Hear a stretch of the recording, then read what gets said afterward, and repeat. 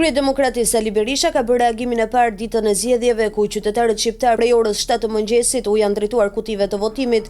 Mirëmëngjes Nisha, jeni gati? Shkruan Berisha në Facebook. Pritet që numri 1 i PD-s të votojë në orën 10 në ambientet e Liceut Artistik Jordan Misja. Kujtojmë se prej orës 7 të mëngjesit të sotëm qytetarët shqiptar u janë drejtuar qendrave të votimit për zgjedhur të mandatuarit e tyre në 4 vitet e ardhshme, por në disa qendra votimi në veri të vendit janë shfaqur probleme.